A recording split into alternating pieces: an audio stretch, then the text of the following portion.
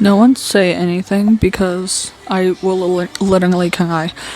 When I started doing these videos originally, I had a set idea in mind that I was going to be reacting to true crime and interrogation videos.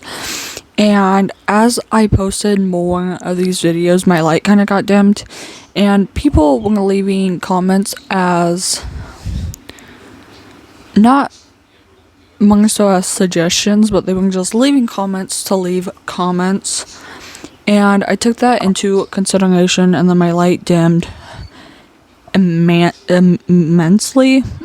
when I did these videos, because I felt like I wasn't being honest, I wasn't giving a true reaction, because I wanted to fit into a box.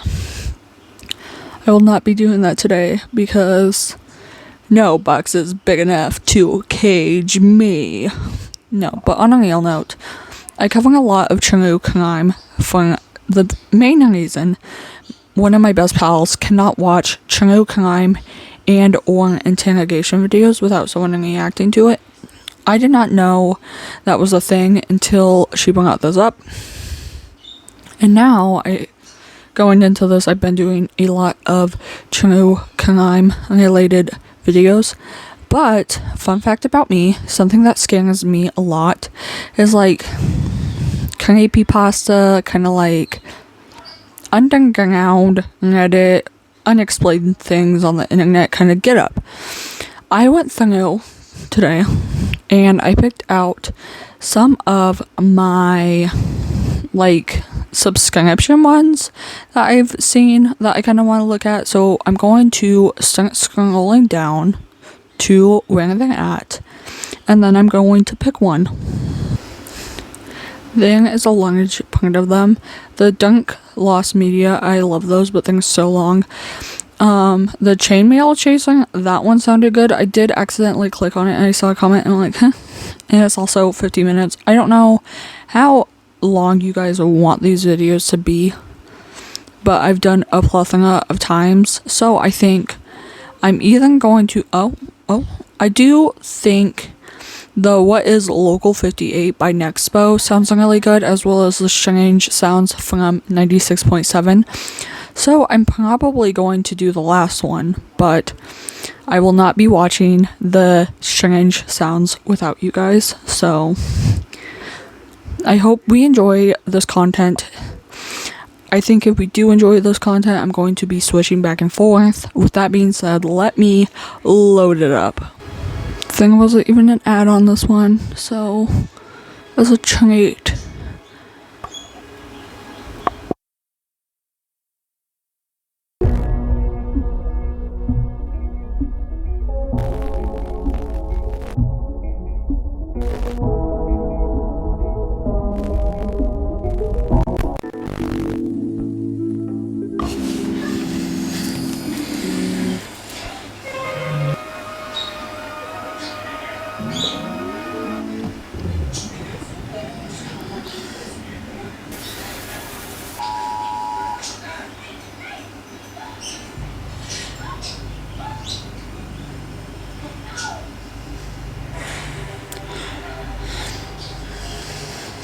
Cold chill. Back in September of 2017, a YouTube channel was created by the name of Local58. From the time of creation up to just last week, it was home to 4 found footage style newsreels that service the greater Mason County area. The central premise of these reels surrounds a strange worldwide event that seems to be taking place, compromising the very fabric of society as we know it. The channel is created by Chris Straub, known for creating various works of art and horror such as Candle Cove and Brood Hollow. While yes, these creations are notable, today we're going to be focusing on his Local 58 series that's recently made a comeback on their YouTube channel. The series originated back in 2015. Straub, who runs a website called Chainsaw Suit, home to his Brood Hollow series of comics, made a post back in October of that year claiming that he had made a surprise over at a website called local58.info. This now defunct site would come to be our temporary home of the horror series, bearing 4 uploads over the time that the videos were being created. The titles of these 4 include You Are on the Fastest Available Route, Weather Service, Station ID, and Contingency. As of last month, one more video was uploaded to the channel called Show for Children. Each one of them tells a particular story referencing some sort of apocalypse, and all of these seem to be connected. Before we dive into some theories, however, I'd like to walk you through each one of their uploads so far. To preface this next section, I'm going to go forth and let you know that I'll be presenting these to you in the order that I personally believe that they happen in regarding the events that play out, not necessarily the chronological order of release date from the website.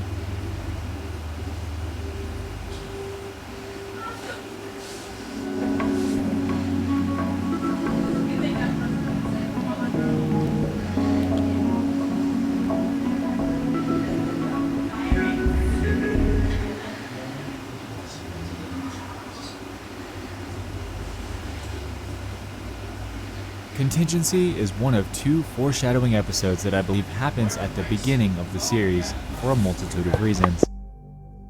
For starters, this is the only video of the bunch that displays film grain distortions, implying that this footage is the most primitive out of all of them.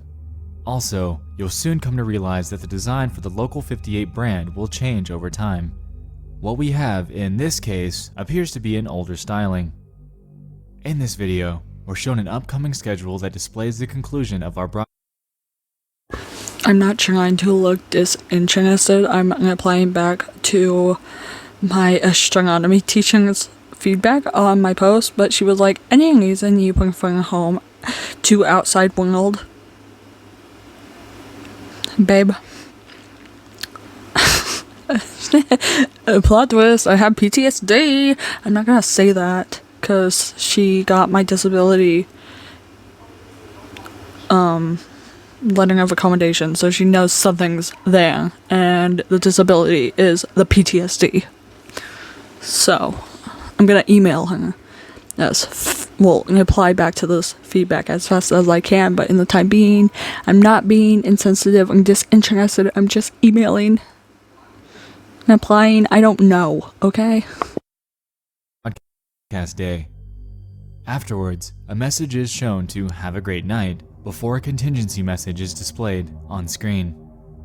Interestingly, it says that this message is only to be used in the event of a United States complete surrender to insurmountable enemy forces and is never to be used again after November 13th, 1970. In this video, we'll be seeing one more message like this with the date, May 14th, 1975, implying that these PSAs are being tested for some reason. Also, this, coupled with the styling, puts us in the ballpark range of the mid to late 1960s in an alternate history. I'll get to what I mean by this shortly. Anyway, before we proceed, let's take a look at what we'll be unpacking.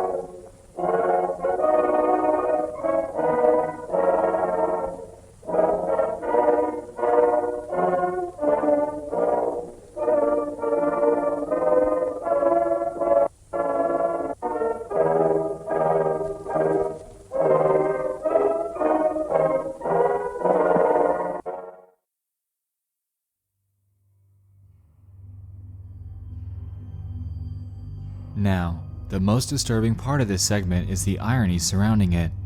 America has fallen to an enemy force, and at this point in this timeline, we wouldn't be sure exactly what that enemy force is.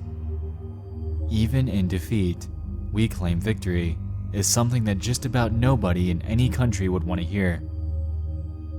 Backing up to what I said prior about an alternate history, an interesting thing to note about this is the inclusion of Lyndon B. Johnson's signature.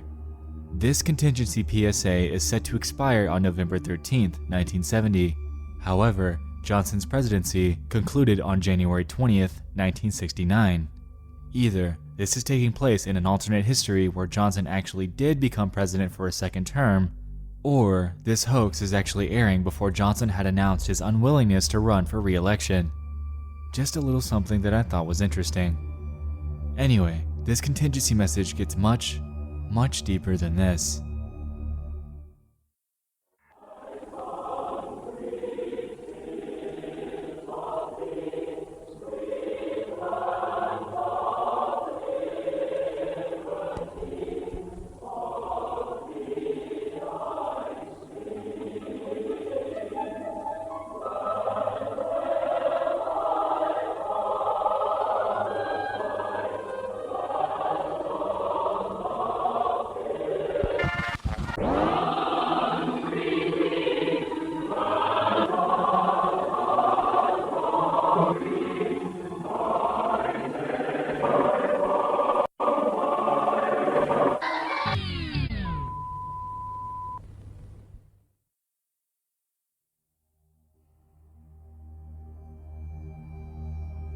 This portion of the video, without a doubt, appears to be direct manipulation, and looking at it from this perspective, stacked on top of the positive imagery, is sickening. Also, take a moment and think about this. Even if they were testing out a surrender PSA, what you're reading before you would undoubtedly be what the government would expect of you if this situation were actually happening. Here, we're shown messages such as, "It's a privilege to be called to action. You take America with you. Your courage will inspire others, and there is nothing to fear." The first time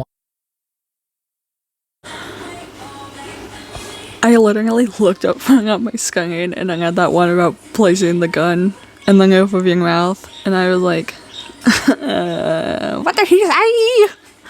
What is going on? I will say this video is pretty interesting, even though it is America themed, which is very interesting because I'm filming this literally on the 4th of July to go up on July 5th, which is also shocking. Very on brand. watching this is especially troubling because if you were like me, you weren't quite getting precisely where they were going with this. Until you saw it. Place muzzle upward to roof of mouth. Join your neighbors, your family, your God. This message will repeat until there are none to read it. And one of the most disturbing ones of all, the victory position. Remember the 3 F's. Front lawn, face up, feet together. They're manipulating you into killing yourself on television to preserve the liberty of America. While this is grim, the fact that Local 58 plays this off as a hoax after it's all said and done is even more troubling.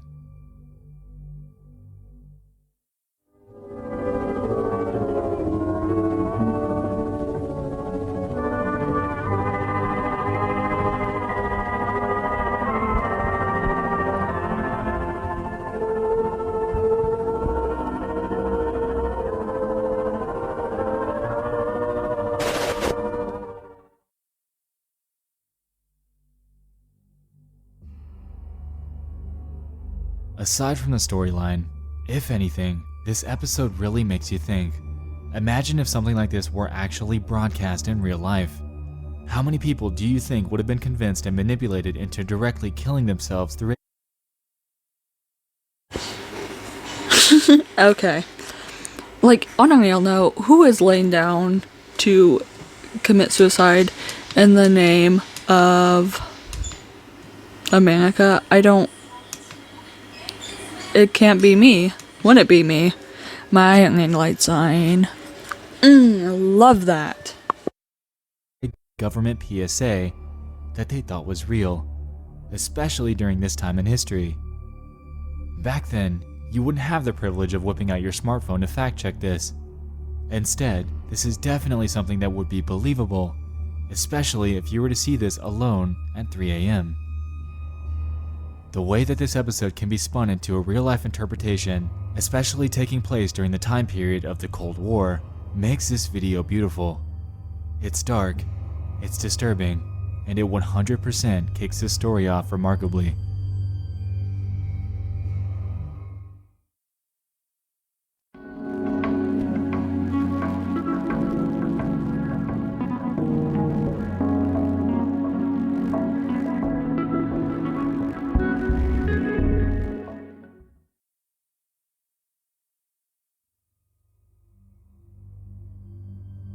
Show for Children is the most recent video that released just last month, and interestingly, seems to be our second occurrence in this timeline.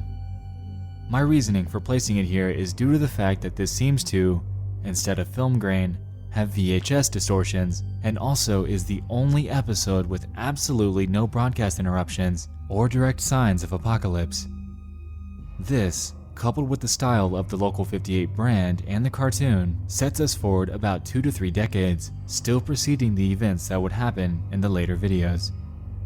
Here, we're simply presented with an ominous foreshadowing inside of a peculiar children's show. In this video, we're presented with our broadcast list. Coming up first, we have a show for children at 4:15 a.m., community roundtable at 5 a.m., focus on culture at 5:20, and morning local news at 6:05. Now before we proceed further, I want to say hold on for a second. Show for children, 4:15 in the morning. 4:15 in the morning. I would like to mention,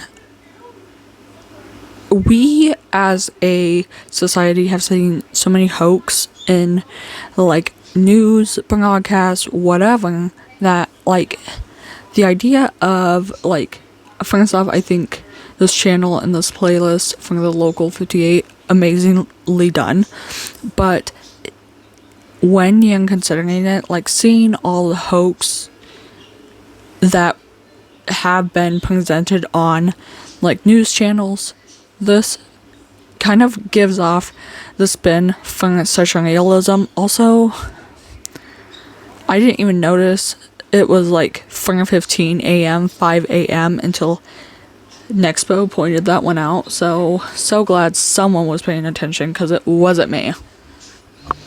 I don't know about you, but unless I was pulling an all-nighter with a friend, I was most definitely not up at 4:15 in the morning when I was a kid. Also, even if I were, a news channel like Local 58 was definitely not something that I was interested in watching. If anything, I'd be playing video games or something, which makes the placement for this show that much more ominous. Once things get going, we're presented with a title card displaying a fictional Thimble Pictures cartoon called A Grave Mistake. This is a very, very notable point of foreshadowing to remember as we discover what this grave mistake actually is. That little king acting is so fucking cute. Like, what is going on?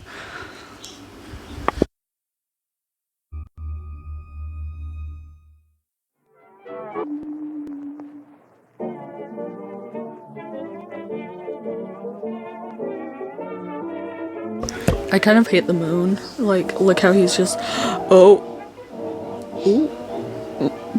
He said, who did, oh, a babe. Oh. I don't like where this is going. I don't like where this is.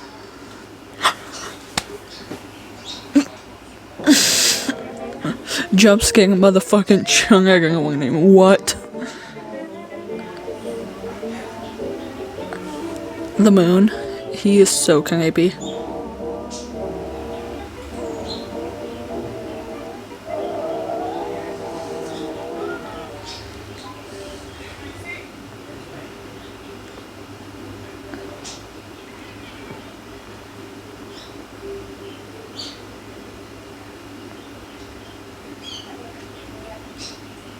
What?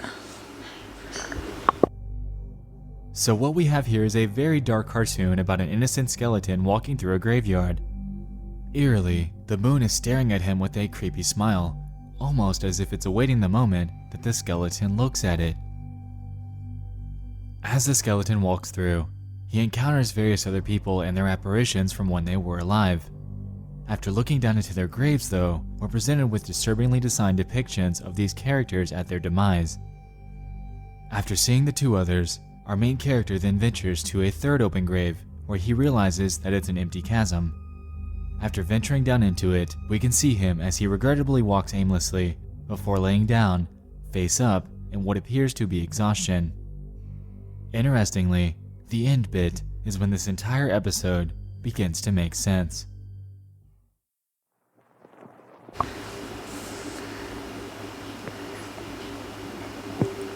Absolutely fucking not. Oh. Okay. Kind of hated that. That was unique. And here, we finally see the grave mistake.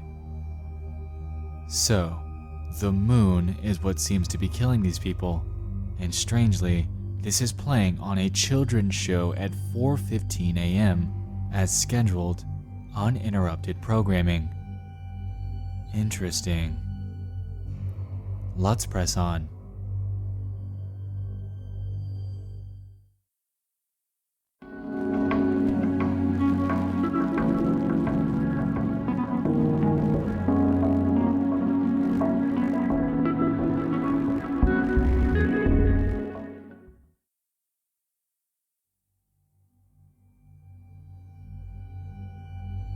This video seems to kick everything forward into the year 2014, solidifying the format that we'll come to recognize for the rest of the series. Here, we can once again see a nightly broadcast schedule that's outlining the shows that have and will be airing within the next couple of hours. This starts us off with a time frame for this video taking place during the very late hours of the night. With this, we're set up with an ominously calm music track that plays in the background, giving us a strange but strong feeling of isolation. As if we're the only ones actually watching this. The schedule that's outlined before us is a show called The Midnight Movie at 12:05, followed by paid programming at 1:55. Strangely, the words paid programming become deleted right after the channel seems to be hijacked, instead playing back a very odd dashcam stream that appears to begin to take place starting at 1:57 in the morning. This, coupled with the time that the paid programming was supposed to air, gives us a sense that this is actually happening on the channel in real time, while simultaneously giving us a sense of time. A notable point about this is that the schedule we're shown now seems to display even shows that have passed, and paid programming is the one that was, in this case, hijacked. The dashcam stream that we're shown appears to happen over the span of 3.5 hours, starting at 1:57 a.m. and ending at around 5:30. In this, not much seems to happen other than a long nighttime drive, until the end bits, when we encounter a little more than we had bargained for at the end of our route. Rerouting. Make a U-turn. Head east for 1/4 of a mile, then follow signs for do not enter.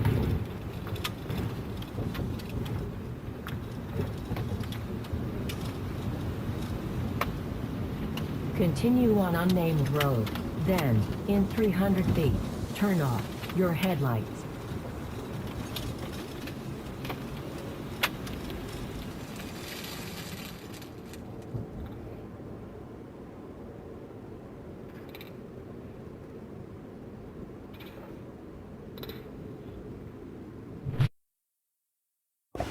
I just wanted to pause this for a brief intermission. I have my phone underneath my desk tray, but I reckon that is... Oh, what?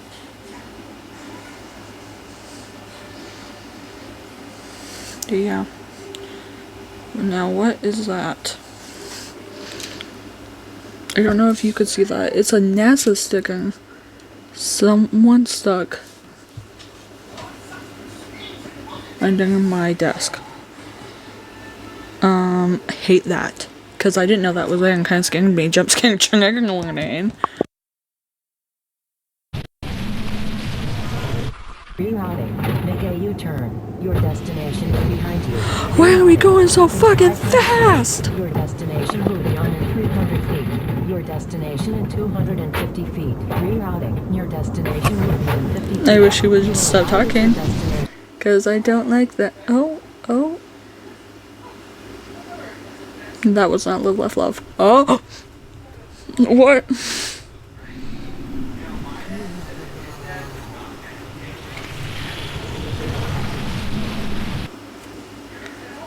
What did you say? Here, we're shown our first glimpse of a strange creature that appears out in these deep woods. For some reason though, the GPS seems to have been compromised somehow as well, steering our driver towards the location of their demise. Aside from this isolated encounter with this strange creature, the horror that's been heavily foreshadowed throughout the years within this series is merely just beginning to take root.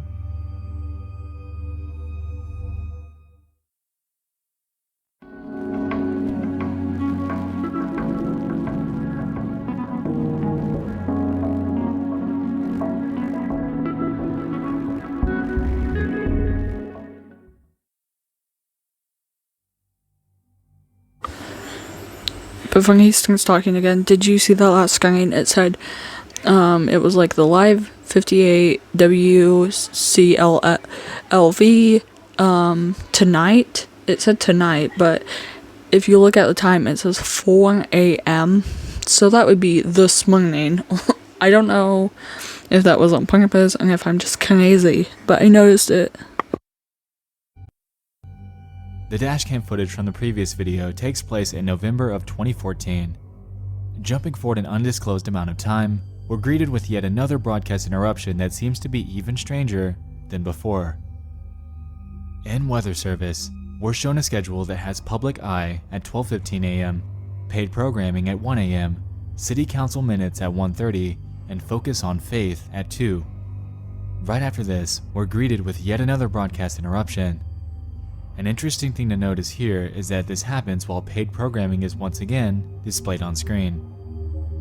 Going by our previous revelation regarding the paid programming interruption, I believe that it's safe to assume that the events that follow are happening once more during this time slot, putting us at around 1 o'clock in the morning. Once we encounter what's happening on screen, it becomes evident that it's a broadcast interruption about a certain meteorological event that will soon be occurring. Take a look.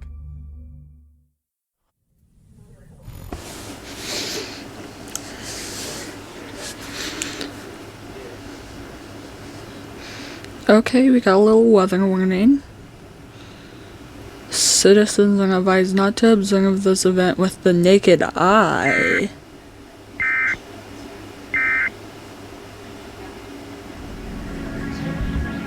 And then they go to show us with the naked eye. Let it go.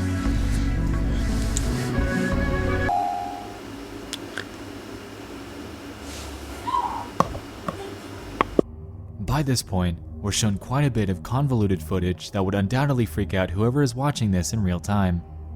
Initially, the broadcast is interrupted for an emergency alert regarding a weather warning, followed by a clarification informing us that it's in fact a meteorological event and that it would last until tomorrow morning. Then, right after this, we're told not to observe the event with the naked eye. This entire fiasco takes an even stranger turn when the Local 58 badge reappears on screen, as if they're subtly trying to return to their regular programming. We then see another list, however this time, it starts at 2:15, which ominously is the time slot for a show called Blood of the something. Before we're able to see the final word, the broadcast is once again interrupted, this time displaying a civil danger warning, giving us very conflicting information.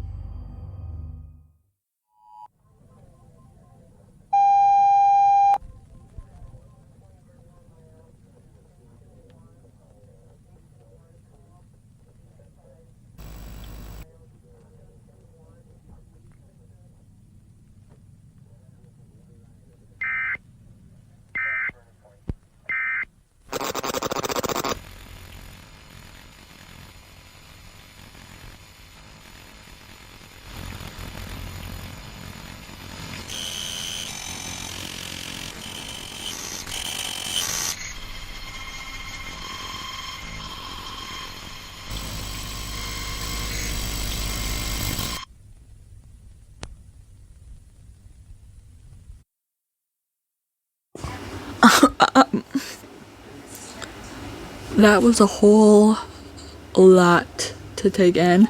I was gagged. I was gooped. Continuing on.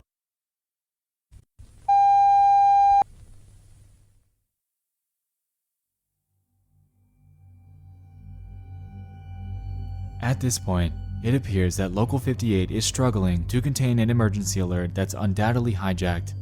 Since the federal government sends these out, it's safe to assume that they're being hacked by some third party, encouraging them to do the exact opposite of what the government is warning them against.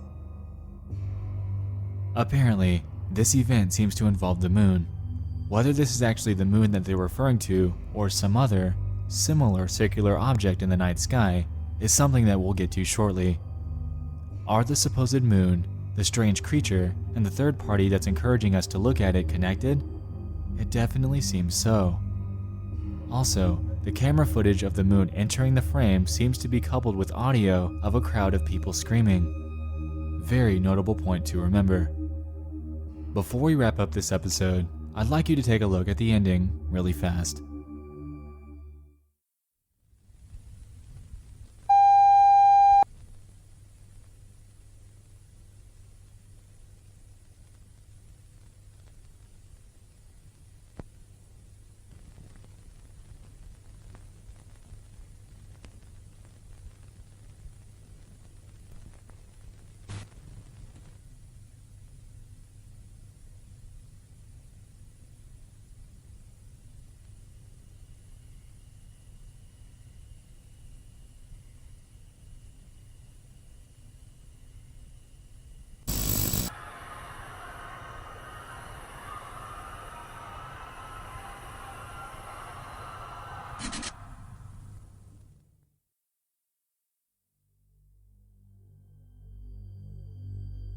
It's in the light. The moon came in. He found me. Through the mirror. Moonlight white. I drown in him. We will look together. Let's come back to this later.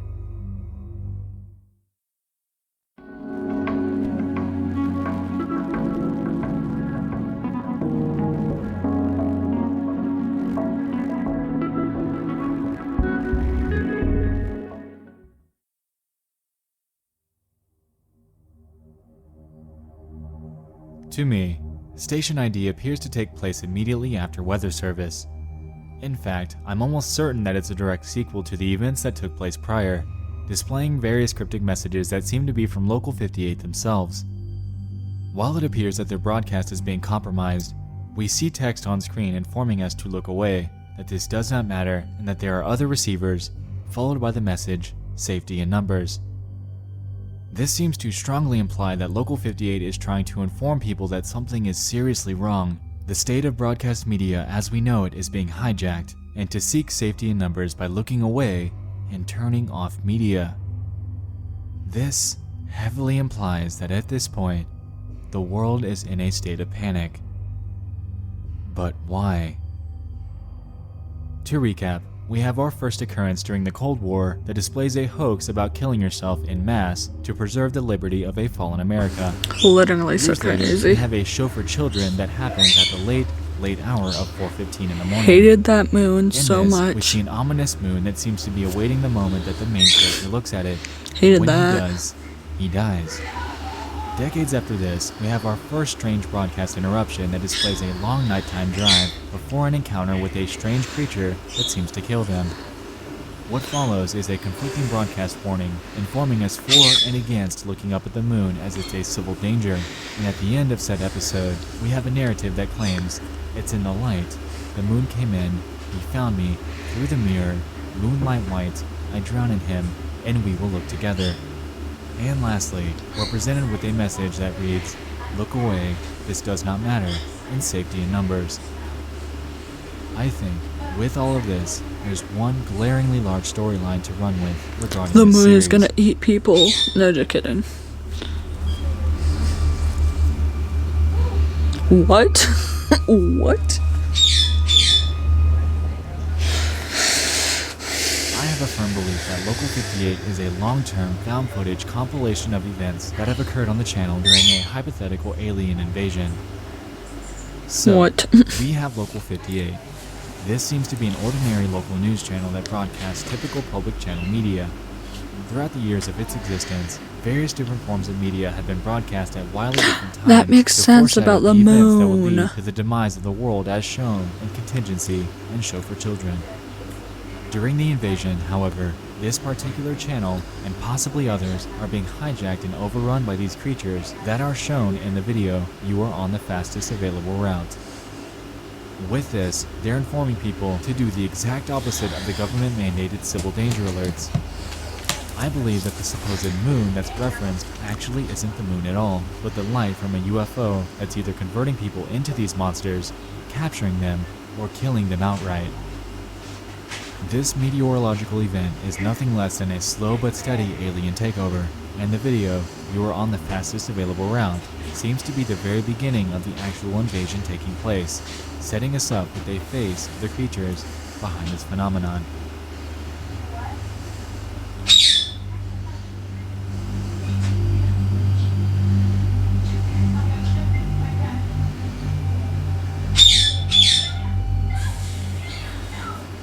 Let's start with a grave mistake.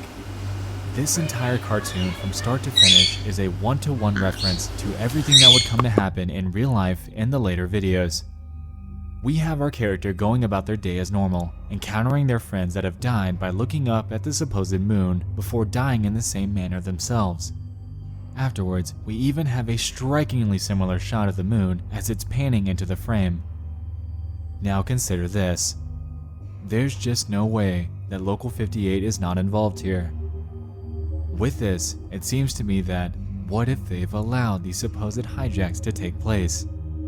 It seems, in contingency, that they're toying with the art of the hoax message, aren't they?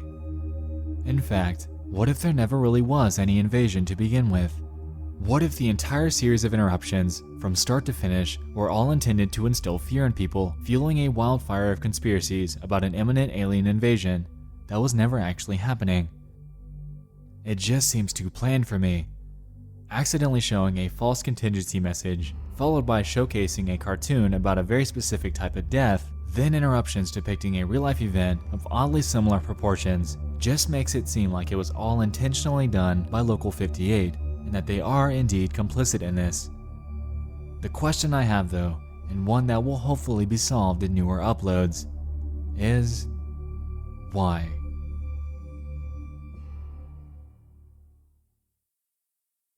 After a long hiatus, I'm pleased that Local 58 has returned to allow the continuation of this incredible story. I absolutely love this series. If you haven't yet and have about 20 minutes to spare, go over to their channel and give their episodes a watch. Chris Straub has done a phenomenal job with playing on the fear of emergency alerts, and I can't wait to see what comes next. No, I completely agree. With all I this was being terrified. said, I'd like to thank you all for joining me in the investigation of the Local 58 web series. I hope you enjoyed this as much as I have, and I'd love to hear your thoughts on the series. Before we go, I'd like to give a huge shout out to the latest internet investigators that have pledged a massive... I thought, me personally, hate emergency broadcasting. I hate the noise. I hate how scary they are, and I hate when I get Amber Alerts on my phone. Not because I hate children, but because the noise just irks me. It rips out of my soul. I don't know. I hope you enjoyed. Let me get my mic. Like I said, I hope you enjoyed. I obviously wanted to branch out a little bit from normal content. I do have a lot of true crime videos to watch, as well as just goofy little videos like these that literally instill fear into me. With that being said, I hope you enjoyed this video. I should see you on Friday, but I'm not making any promises.